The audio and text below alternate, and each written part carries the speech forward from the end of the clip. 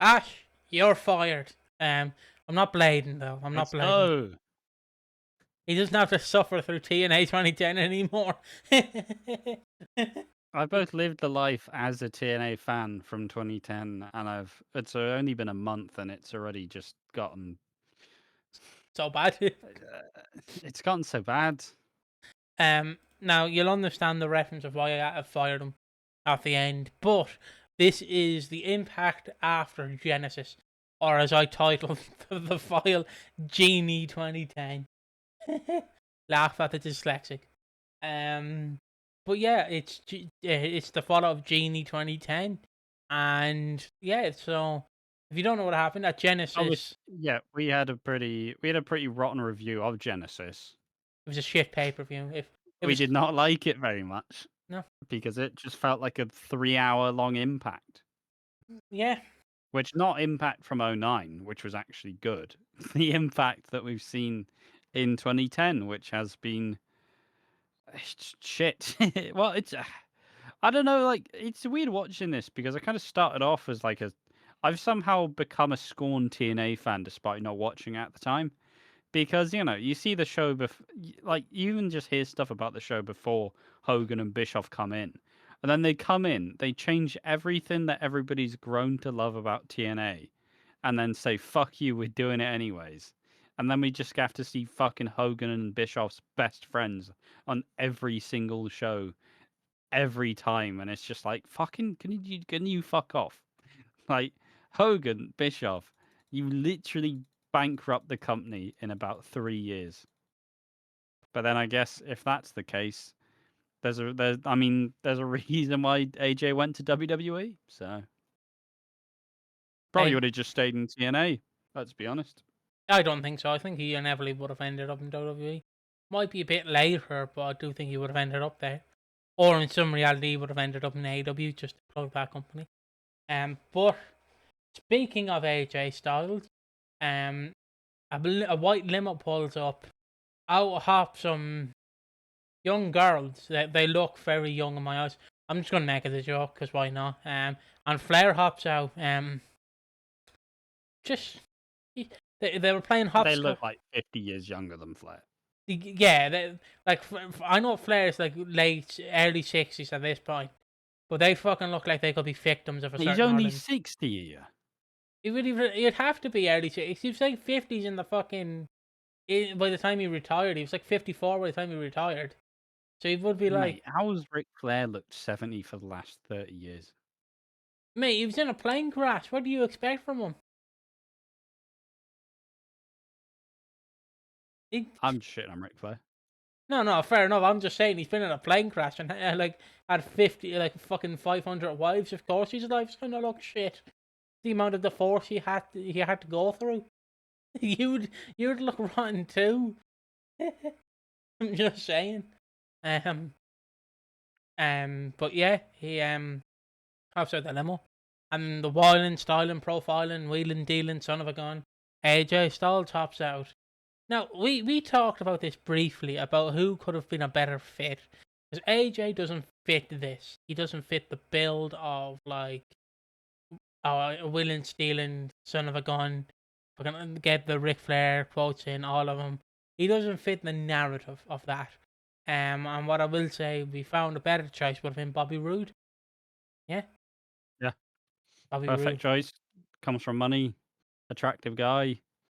You could easily argue that you could easily take him being the next Nature Boy because he kind of just he doesn't become Ric Flair, but he kind of does become the spiritual successor in TNA because he wears the elaborate robes and he basically does just assume the mantle. It's just they for some reason decided AJ Styles needs to be Ric Flair, which is so it's something else. It really is something else. I don't necessarily understand it. It's just AJ works without it. It's not like yeah, sure. AJ's promos are always kind of critique because he was at best he is quite boring. Yeah, Like yeah, sure he grew into it, but this is like 10 years in. Like, I'm sure if you look at AJ from like '07, you're like, he's never doing it. He's never crossing the line. He's never making it. But then obviously he has his like Bullet Club run, and then it fucking fully kicks off, and then boom, he's back, and then he's actually a personality. So Yeah, I get the idea of trying to make him more of a complete piece, but it's just his kind of it just goes against everything that's established about AJ Styles. Is my problem. I mean, I would agree with that. I would, because AJ Styles' character for the past since TNA has basically been born is essentially he's a guy from, I actually don't know where he's from. He's from like um he's a southerner basically, and he's a family man really, and except for that weird time in like He's all from Jacksonville, North Carolina. I was gonna say North Carolina, but I was like that's the Hardy Boy country, but yeah He is billed from Gainesville, Georgia. There we go. okay. Um, but yeah, it's like because the only other time that I think, well, excluding the Christian Coalition, which was a fantastic group, the only other time AJ has been heel has been really with Sex, or SEX, Sports Entertainment Extremists with Vince Russo. To my knowledge, there probably was like in between bits, with like in like between his career, and then obviously he joined the Christian Coalition, which did help him. Like, because teaming with Christian and might upset people can actually benefit your career, because it helped AJ, and I know this is batshit to include him as well. It helped Jack Perry. You can fight me on that, but it helped Jack Perry. I'm just I thought saying. you were going to say Tomko. It didn't help Tom Combe anyways, but it helped his fucking I wallet. mean, I'll tell you it that did much. give him a fucking career. Yeah, that's what I said. It gave him a wallet. It gave him a wallet of cash. And I guess to a lesser extent, it kind of worked for Luchasaurus and also Nick Wayne. Even though I think Nick Wayne's fucking injured, and Kip Sabian is subsequently just Shadowbrand.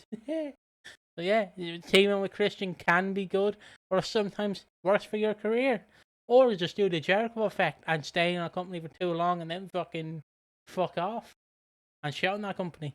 But anyways, as I was saying, back to Flair. Yeah, Flair basically comes out and he says he's the Nature Boy. Kurt Angle claimed to be the best technician, but he's not. I think he says Sting is the best technician, and then he says he is himself, the Flair. Um, all right, Rick. And then AJ comes out and AJ's like, to be the man, you gotta be the man, and I fucking be the man, so I'm the man. And Ric Flair taught me what to do, and yeah, that's why he basically cuts. And then Ash described this as, and I completely agree. Kurt Angle comes out looking like a son coming out with his mom. Or what did you say he looked like? Like what Oh, Angle? it looks like when you it looks like when you really want something and you try and figure out what parents like the not weak one, but you try and figure out which parent will like cave in and give you it. So it genuinely looks like his dad said it looks like his mum said no, so he went to his dad, and his dad's Hulk Hogan. It's And like, Dad, can I get another world title match, please? yeah, brother. Like, Absolutely. Um, that's just weird. but yeah, Hogan basically comes out and says, "Jack, that ain't working for me, brother." And he basically says Angle gets another rematch. Now, I didn't realize this was the infamous TNA, but we'll get to that at the end. I will run through the other like backstage segments and then go through the matches. Pope D'Angelo has a segment, just calls him Whoopi Goldberg, calls Orlando Jordan Whoopi Goldberg or Goldman, whatever the fucking name is. Goldberg. Goldberg. And then the band have a backstage segment, because we can't call them the NWO, but they're the band. And Scott Hall, peak out of shape Scott Hall, peak unwell Scott Hall, wearing a TNA branded jumper. Just wearing a TNA. And he's not even employed by the company, is he? He's had to pay for that for his own money. Ash pointed out that he looks like he's not employed with TNA, but he has his own Titantron and song. So, same with Six Pack, and where was I going with this? Fucking give me a second. And then also another segment is basically Jarrett and Bubba the Love Sponge basically getting into arguments. But you can tell they've worked this out behind the scenes of like what to do. So Jarrett just went on a radio show and shit on the Bubba the Love Sponge. And then the other segment, and before I get to the matches, is Hulk Hogan comes out with Bischoff and they're talking, and basically Hogan says fuck all, and Bischoff just comes out, and then they put the band back. Yeah, they hold the band of Scott Hall and Kevin Nash back, or Scott Hall and Six Pack back, and that's it.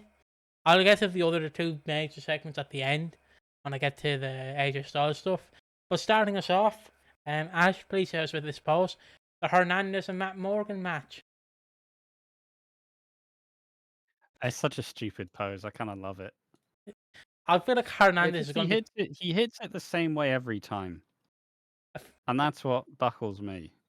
Because every time it's like, oh, he's doing the pose. He's doing the pose. It's like, stop doing a cheeky grin. Oh. I feel like Hernandez is slowly going to become a dark horse of this channel, right? He's gonna be so shit that he's actually somewhat funny in a sense. But all I'm saying is never welcome in watching Lucha Underground because I'm going to be a big Rick stan, big Zeke back in Lucha Underground. I'm in. So yeah, it's Hernandez and Matt Morgan versus the British Invasion. I say that I'm pretty sure Big Zeke is actually like open for bookings, and that is crazy to me. It's Big Zeke Ezekiel Jackson. Yeah. Okay, I was just making sure. I swear to fuck, he made an actual post saying he wants to come back and he's ready to be booked. Who knows? Yeah, he has said, I am fucking happy to come back and wrestle again. And obviously he's old as fuck. He's 47. Okay, he could And he's probably. not been active since Lucha Underground in 2015. When he was 37. So yeah, fucking yeah, and he returned. He completed a triple threat match against Psycho Boy Fodder and Sylvian Grenier, the French from La Resistance. But he didn't win the belt, unfortunately. Damn. But do you know Big who? shame. Do you know who won the belt? Hernandez and Matt Morgan, because they defeated the British Invasion to retain the TNA World Tag Team titles. What a segue. Yeah, the British Invasion.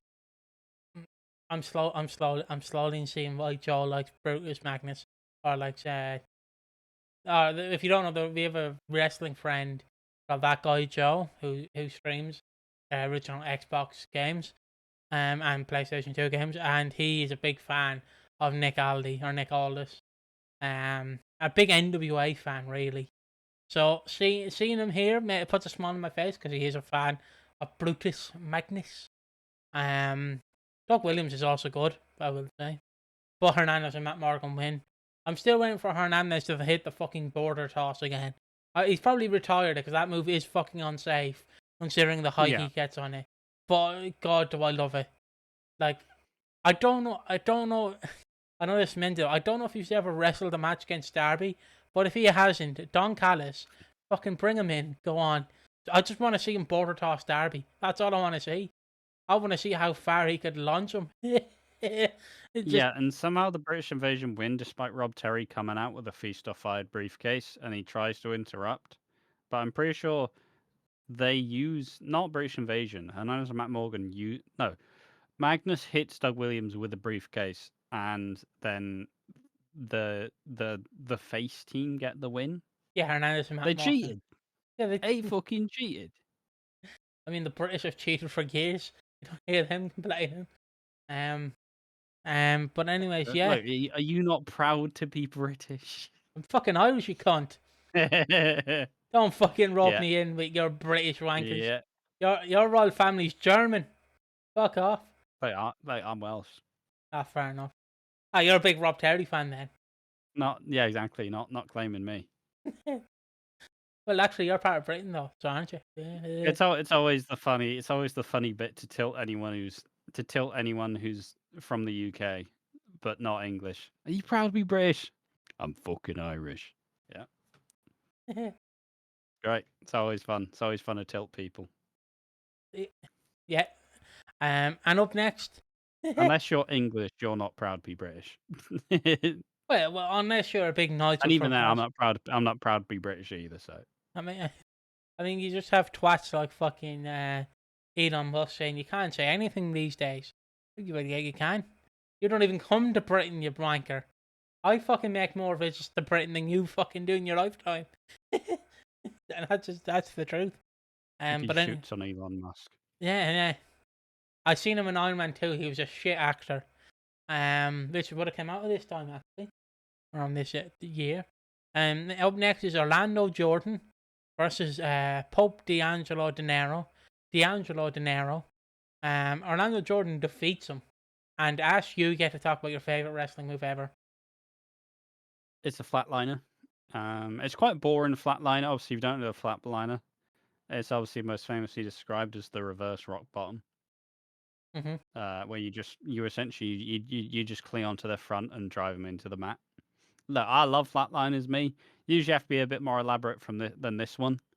I don't know what the crossover is for why Orlando Jordan was brought in, and that's it. I like why was he brought in? This is what 5 years after his WWE run. I mean, he did. Now, I think this is a great twist of irony. Did you know that Orlando Jordan is Ultimate Warrior's last opponent? No, I believe Orlando Jordan is Ultimate Warrior's last opponent. Now, if you don't know the sweet irony behind that, Orlando Jordan is gay, and famously, Ultimate Warrior hated the gay community. So the fact that yeah, he's bisexual. What you say?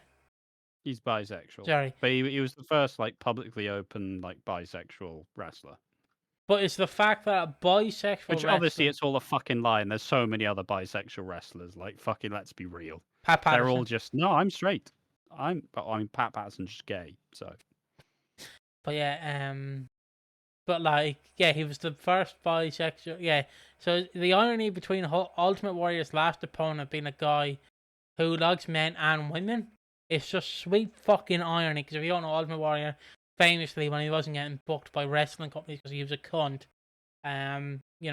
he would go to fucking I mean, I've been watching Reliving the War to fucking find it, and I reached the point still pretty early on where fucking Goldust and Ultimate Warrior have a little like tiff, and anytime obviously at this point this Goldust where he's groping men like he's saying. He's got his funny line of "I will kiss everyone in the audience if they don't stop booing" or whatever the fuck, like proper full on like gay homosexual. panic, Goldust. And yeah, Warrior does not like it in the slightest. That was just Jim Henwig's fucking hatred. Yeah, he would. Whoa, he's just called Warrior. Don't dead name him. I'd fucking dead him if I want. He's dead. He's fucking dead. He died at 50. He's not living forever. Yeah. By the way, I found out he was like 54 when he died, and I'm like, fuck me. I thought he was 60. But yeah, Ultimate Warrior went to fucking famous rallies and did prep talk. Don't know why you'd go to Ultimate Warrior for religion classes when the guy's literally hooked on Jews, allegedly. Up next though, something Ultimate Warrior would be proud of. Angelina Love versus Madison Rayne. Now this match only went for a minute, and Angelina Love wins. Yeah, she hits a Matt Morgan-esque scissor kick or bicycle kick. I think she That's hit a it super was kick. shit, but no, it was a bicycle kick. All right, I think Tenaya Taz called it a super kick. I wouldn't be surprised. Obviously, Shawn Michaels is retiring around this time, so like everyone's got to get the sweet chin music in, as tribute. And up next is the Nasty Boys versus Right, Eric. after it, the beautiful people walk on in and they fight Angelina Love, and they stand tall. Obviously, no one helps Angelina Love because she was doing as much bitching as the rest of them. So Obviously, she has no friends.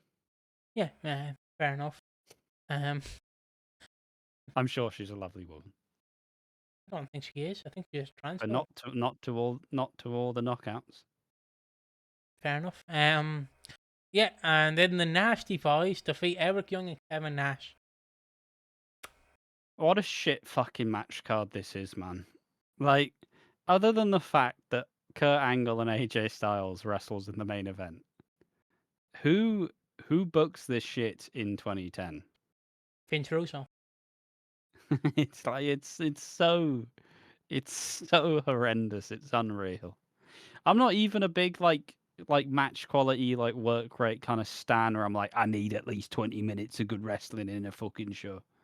But at least have fucking something that has any potential. I mean, you have the X Division title. At least give them the X Division some fucking matches. How about that? You just brought in Brian Kendrick like last week. Just bring in And some. it's also like Shannon Moore as well. It's also like it's even that. It's mostly just the fact of tag champions, machine guns who aren't doing anything, not tag champions. Hernandez and Matt Morgan, who exclusively wrestle in 3-minute matches, tag champions. Like you have. It's just so disappointing. Like what? Like these are all the guys that Hogan and Bischoff brought in, and I don't see the vision. I don't either. I'm gonna pause this very quickly. And we are back. We're here to talk about the Nasty Boys versus Eric Young and Kevin Nash, and I just left it in my toilet. It was absolute shit. Yep. Can we all agree on that? Yeah, it was pretty garbage. Yeah. Like once again, just nasty. I suppose at least the difference is, at least most of the Hogan and Bischoff hires don't actually last that long. No. Like, because I highly doubt. Yeah, the fucking Nasty Boys are released by March. And that's most of it. Like Val Venus is gone by pretty much March, May-ish. So most of these guys, I'm pretty sure Orlando Jordan doesn't even last that long either. Um, so most of the people hired often Jordan stays for another like year, but yeah, most people simply just don't stay around too long, which fair enough, I guess. Yeah, I would I guess agree. at least they did. At least they cut the strings before they went on too long. Yeah. I will say that this match was shit. And up next, before we get to the main event, Right, um, Nasty Boys win. if Nasty Boys win, Nash pretty much doesn't do anything. And also before we get to the main event, Foley talks to Bischoff, and yeah, people are just holding Eric or holding Foley back. And also before this, I forgot to mention Mr. Anderson cuts a promo. This isn't the infamous one I was thinking of, where it's like they wouldn't let me chew gum, nom nom nom nom nom, because he fucking does that in a promo, and like a week or two later, I thought this was Yeah. the promo. Because obviously, if you don't get the reference, it's because the man was pulling me back, holding me back. The man being Triple H and Vince McMahon, because haha, it's not funny to mention WWE. Isn't that funny? Isn't it funny to mention the number one promotion in the world? Isn't that fucking funny? Why aren't you laughing? But he does slightly mention WWE by going, "Yeah, I wasn't really pushed there. I wasn't really the main man." And then obviously here he's like, "I'm gonna be I mean, world he champion." was kneecapped at every fucking angle. Let's be real. I mean, he was. He, out of all the wrestlers to feel pretty aggrieved about his WWE treatment, I no, I like would agree. If I remember, like if I Randy had a bad back once, and then he went, "Oh, it was all him. He did it." Despite the what bad back being Randy's fucking main injury over his entire career, he fucked up my back. I mean, yeah, What a prick! Get him out. wasn't that the entire point that he fucking that he came back from Raw in like '09? He had one Yeah. match. Fucking Orton, he injured Orton by He accident. hit Orton with a fucking backdrop, and then he got fucking Yeah, fired. I and don't then think Orton was even injured. yeah, and then didn't Orton and Cena basically team up and just fire him? Yeah, they don't fuck this cunt. Yeah, which I mean, I do feel bad for him. Imagine like someone convincing someone else higher up the pecking order. To Yeah, go, here we are. Yeah, on April 15th, 2009, Kenny was drafted back to the Raw brand as the brand's first pick of the 2009 draft. He made a return 2 weeks later, competing in a 10-man tag team match, which his team won. Kennedy was released from his contract on May 29th, just 4 days after his return. In March 2020 interview, Anderson explained that his release was due to fellow wrestler Randy Orton complaining to WWE management that Kennedy was reckless in the ring, citing a botched backdrop that caused Orton to land on his head and neck instead of on his back. Orton argued this could have potentially ended his career, and according to Kennedy, Orton persuaded John Cena to complain about Vince about Kennedy's in-ring performance, which prompted McMahon to release Kennedy from his contract. So Well, Randy wasn't injured. what a cunt! Yeah. You've just ruined a man's career. Like I understand. Like, I don't like the whole paint WWE bat or fucking let's reference WWE like in TNA. Oh, what a cunt! Like, I don't care. Throwing the sheepboard. That is a dick move. That guy had an entire family to feed. I understand he's not like, Kurt Angle levels of good. But to basically be like, yeah, Vince, he injured my neck. Randy, you just slept wrong, okay? You just slept wrong. We've all done that. Like, I don't really fault Cena, but at the same time, I mean, to be fair, this is also prime cunt Randy Orton. I mean, yeah, this is 09 Like Orton. fucking Kofi's the Kofi push derail, which ruined his career. Hmm. Like, it's just peak dickhead Randy Orton. Yeah, true. I'm just annoyed Which now. obviously he also like acknowledges it. Yeah, But I mean, sorry doesn't give fucking Kofi his run back, and sorry doesn't get fucking Mr. Anderson's job back. yeah, it's just sad, really. But yeah, he does basically. The entire problem with Mr. Anthony is like he was held back in the other place because of management, and which I do tell the story sometimes. It is still a weird fact finding out that he was supposed to cash in on the Undertaker and be world champion, but he went to a WWE doctor, and the doctor went, "Yeah, you're gonna be out for a year," and then he went, "All right." He told management, and then management went, "All right, you're gonna lose the briefcase to Edge." And he went back to a different doctor, and that doctor went, "Yeah, that doctor was fucking lying. You were only gonna be out for like 3 weeks." It's just, it's just It's fucking just brutal, isn't it? like I get like I'm not saying that the WWE doctor was a stooge, but like if you didn't want to put the briefcase on him, you didn't have to. But Well, like, she made the decision to do it, so why the fuck wouldn't you just stick to it? I mean, yeah, it's also the thing I would have made him a world. Like again, it's just that kind of thing. You can make him a world He champion doesn't from. need to have a 4-year run. Yeah, he doesn't. He just like if he cashed in on Taker and beat Taker, you don't really have to do anything from that. You are met. Like, Taker can easily just beat him back as well, but you can always say he was world champion. Yeah, exactly. But yeah, he's held back by management, of course. And then if I you say don't, that he also held himself back. Like his fucking he's gone in TNA by like 2014, yeah, he is and it's just like what does he do then? nothing. OVW, if I had to guess. And that's just insane.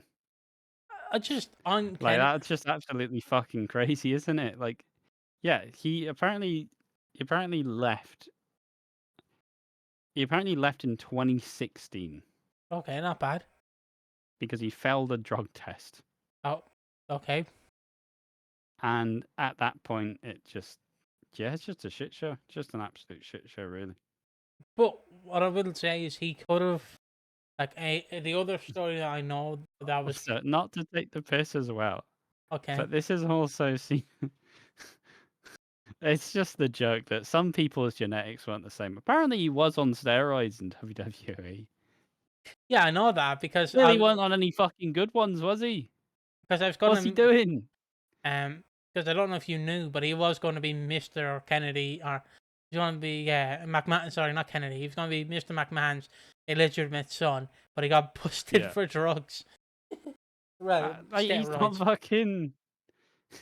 He was I just, don't know what steroids he's taking. Get better ones. I mean, you like I'm not saying like get the Benoit ones, but like fucking if Benoit was at least ripped on the steroids. Fucking If he's on the juice, he's fucking doing it wrong.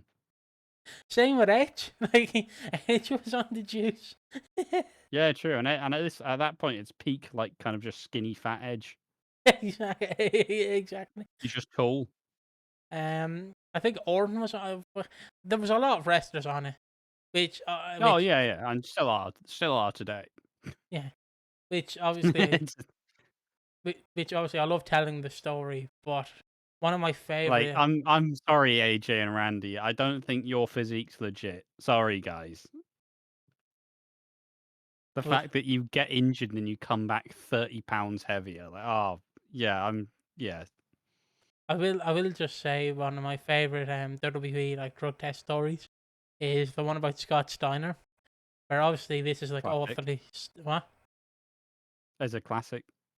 where obviously they asked Steiner when he joins WWE, look, will you take a piss test? And he responds with, "Gonna ask Triple H to take a piss test," and Didn't ask him, did they?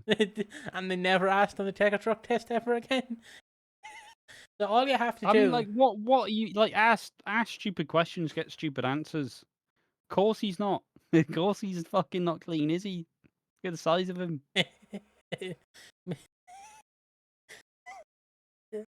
oh god, wrestlers are fucking stupid Like, sometimes. you don't fucking ask to drug test Hornswoggle, do you? I've never Just seen clearly not the fucking truth, is it? never seen a dwarf on steroids. I'd love to see that. I fucking don't. We got short lives as it is. It'd be like a pit bull. It'd be like a little pit bull, little chihuahua. Um, Give me a hornswoggle with the physique of modern AJ Styles. How about that, lads? But back to this. Yeah, so Mr. Anderson cuts a promo, and and then Abyss is just standing behind him while Anderson is like berating him. Abyss is just doing like fucking faces like this. Just I fucking fuck. I'm sick of Abyss already, man. like I love Abyss. I think he's great. He's one of the best big men in wrestling. But also, the characterization's just shit. they just Like, I get that they want to make Abyss like scared fucking Leatherface in a sense. That's basically it. Because obviously Leatherface's whole MO, like, from Texas Chainsaw Massacre, is he's how am I saying this in the most polite way possible? He's not got all his facilities, has he? He's clearly not got a very high IQ. He's got some issues. He's not the smartest, essentially. So, and he recedes to these like personas. He dresses up as a woman when he's making dinner for the family, and he wears the faces of his victims. But like, why do you make Abyss a blubbering mess? funny. Yeah, but it's not funny though. It's his career. Yeah, but the response is, it's funny, isn't it, to make Abyss look shit, even though it's not. Like, he's crudely like kind of like playing with his hair. It's just a weird amalgamation of very strange. It's just a weird amalgamation of like mankind and Leatherface. And at least the difference, and both were supposed to be taken seriously at some point, but obviously not at this fucking point, is it? No, and as I was saying, the segment with Abyss, when he goes backstage where he's playing with his hair, and Bischoff talking to him, ends with Bischoff going into Foley, to see Foley, who's been held back by guards.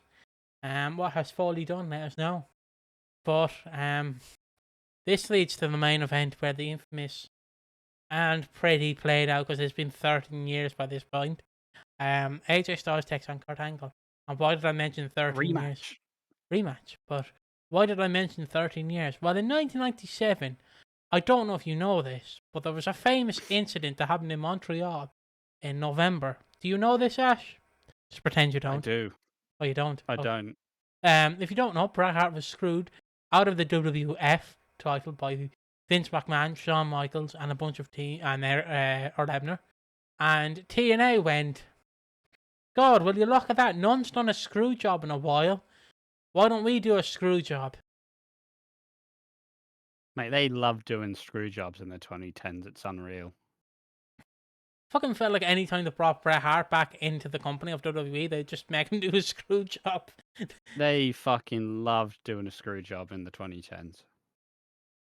Anytime they could, like, fuck it. Fuck it. That Like, one. stop bringing it up. It's one of your most disgraced fucking moments in your history. Yeah. Why do you keep doing it?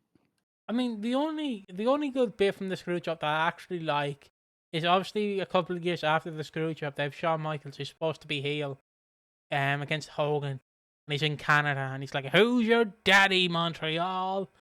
Fucking phenomenal. I don't care. That's the one of the best redeeming bits about that show. My other thing is just the promo of like, "Who's your daddy, Montreal?" Um, Fucking borderline. yeah. Um, and obviously Montreal has never forgiven Shawn ever since, which is fair enough. No. But I will say, right, the one thing I hate, right, is every wrestling journalist brings it up to fucking Bret and Shawn. Stop bringing it up. Like, to Bret, they always bring up Owen, Goldberg, fucking Screwjob. Hey, let the man live. Like, he wants to be reminded of his brother who died in the ring. Fucking the man who ended his career and the man who screwed him out of his job in WWE. Like, great. Let's just keep fucking No reminding him. wonder he's a little bit grumpy at the best of times. Like, if I'm being asked every single day, oh, your thoughts on Owen Hart falling from the rafters into the ring, well, outside the ring. He's just had a pretty shit like adult life. Let's be honest. This is Yeah, fucking I mean, just had a rough time. I'd hate being asked the same three questions over and over again if I was Bret. And like, it's also the fact I don't think WWE ever really respected Bret afterwards. Like, they think Bret's in the wrong for this, even though it's like Bret's in the right. Like, Bret wanted more money Brett for did his job. Like Brett did his job. Believed he was a top guy, which he was, yeah. and gets screwed out of the opportunity because Shawn Michael is in. Like, I mean, I just, if you had to make me choose between Bret and Shawn, I'm choosing Bret. Like, Bret is overall, I mean, obviously, Shawn's got way more years to his fucking career than Brett does. So, yeah. Like, Bret's career ended like, tragically. obviously, if you hadn't fucking retrospect, you just fucking you'd give it, you keep it on Brett. I mean, yeah, like I said, I would have loved to see Bret in like TNA. Like, actually, if everything worked out, like, I would have loved to see him against like modern wrestlers, like, well, modern at the time, like Bryan and, well, Angle. I would have loved to see the Angle match. I know they pitched a couple of times to Bret, and they're like, "Bret, we want you back for WrestleMania. We want you to be there." And Bret was like, "Leave me alone. I'm not wrestling." And then they go, "Bret, Yeah. come on. We want you back. I'm not fucking showing up. Leave me alone." Even the world a bit is like we kind of read that during his like 2010 run, the fact like he was actually wrestling on house shows, Yeah. but because of like all his concussions and all his health issues, they went, yeah, we can't really put it on TV though because we'll get in trouble. But he could still go in 2010. I, he could. It might sound wrong, but I'm telling you, he's probably like there's not many wrestlers who would retire and then come back, who I think could still go. The only two I could notably, well, three, including Sean, that could probably and Austin to be so four would be Austin not Rock, Austin Michaels, Bret, and Steamboat are the only people I could actually see who, despite being retired, could still probably go nowadays. Like, if they train and obviously and all that. Because obviously, if you don't know, Steamboat a year prior to this taking place, this podcast, like in 2009, he was obviously we got Mania 25 in Backlash with Jericho, and he was like 56 there, and he was fucking flying. And then you look at Flair, the previous Mania, could barely go. And you have fucking Steamboat who's flying. Yeah.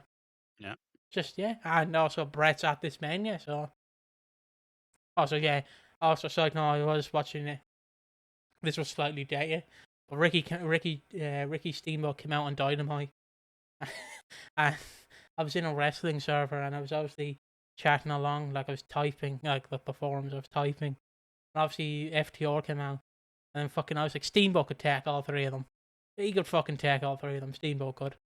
I don't care. Steamboat could still go. I don't know why I have an obsession with Steamboat, but I just do. But yeah, this is the Orlando, Florida screw job. Great. Let's fucking remind Bret Hart again of his most famous moment of his career. Wow.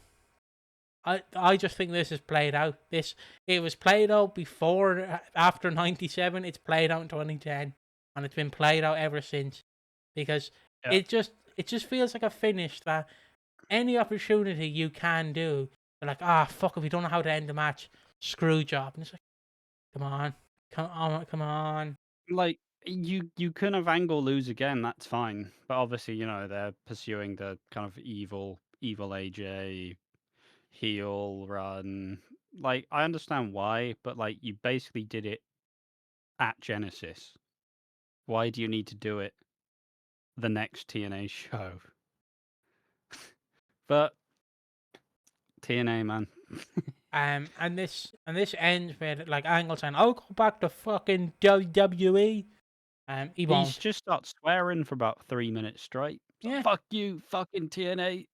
Can't deal with this shit. Fuck you. It's like, stop. Just stop censoring it, man. Uh, If you're gonna swear, just allow it to happen. I mean, yeah. Also, because the mic quality is going to be so low, because there's no mic actually up to him. There's going to be like, even like, you could sort of mute it. The same where you could just kind of be like, fuck you, kind of like that. But this ends obviously where I started the intro, with Bischoff, who played it. Sorry, he didn't play it. He actually got busted open for real. He comes out, he walks out, he gets in the ring, and he goes, "Bowley, you're fired." Woo. Is he fired? No, I believe he just stays until like end of 2010 or some point in Pretty much 2010. everyone at this point, let's be honest.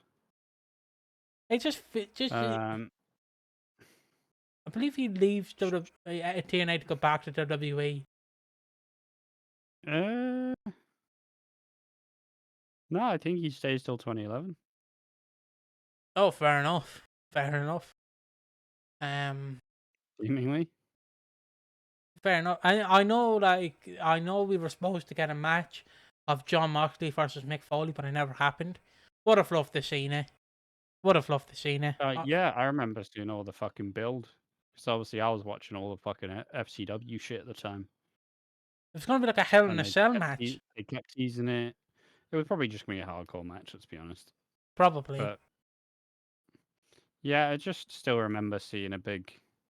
Because it was really cool. Because it's Mox who had all his like indie promos where he's just clearly like the essentially the next like progenitor of like fucking hardcore shit, and it really fit the bill. But then again, kind of just had to settle for Regal versus Mox instead, which also absolutely banged. So I mean, I believe wasn't the entire build of Moxley versus Foley, like, he's the reason why people like Moxley had to go through hell, was because he yeah, created an entire industry out of people that can hurt themselves to make it big, like, well, destroy their bodies, and that's why he hated them in storyline, which I think is a fantastic story to tell. In my eyes, that's a brilliant like plot device you could use. But yeah, I just remember Regal's like NXT run, where he was just I beating mean, the just Regal's last couple of years, where he would just wrestle occasionally, and it would actually be a fucking cool ass feud. It'd always be the promo of the like old dog who's like, "Look, I'm not better than you, I'm not stronger than you, but I've learned a couple of fucking tricks." So you have his match with fucking Claudio Castagnoli. You have his fucking matches with Mox in FCW. Like you just fuck. I will always love Regal, and I will always love Regal, even though everybody loves Regal because he had his fun in AEW run. But I've Mhm. fucking been a Regal stan for fucking years. I just, again, the obvious reference here. I just know the fucking "It was me, sunshine" promo, Yep. which He's is, just fucking just elite, just a shame. Just had such a kind of. I mean, he had a very long career and he did a lot. He yeah. did a lot worthy to be remembered. I do. I But would yeah, have, just a bit of a shame. yeah, but You could have done way more. and like, that's what TNA could have done with the screw job, but they did fuck all. And I know next week they're gonna be like, "Oh my god, the Angle was screwed." Yeah, but we know it's scripted, lad. The reason why I worked for Brett and fucking McMahon, it was because it wasn't X is scripted. real. Yeah, Yeah. they actually screwed him. Like, genuinely, if you want to do a screw job correctly, right? No, because I know this is gonna sound wrong, but generally don't let the opponent know that you're screwing, that you're gonna do it until after the show to Hmm. make it feel more real. Just go, there will be a screwy finish at the end, but don't worry about it, and don't tell them what the finish is going to be, and then screw them. So then it looks more real, because this just comes off as like, all right, Hebner, you're gonna ring the bell, and then Angle's gonna swear at Hogan. Like, just be like, Angle, we're gonna do a screwy finish.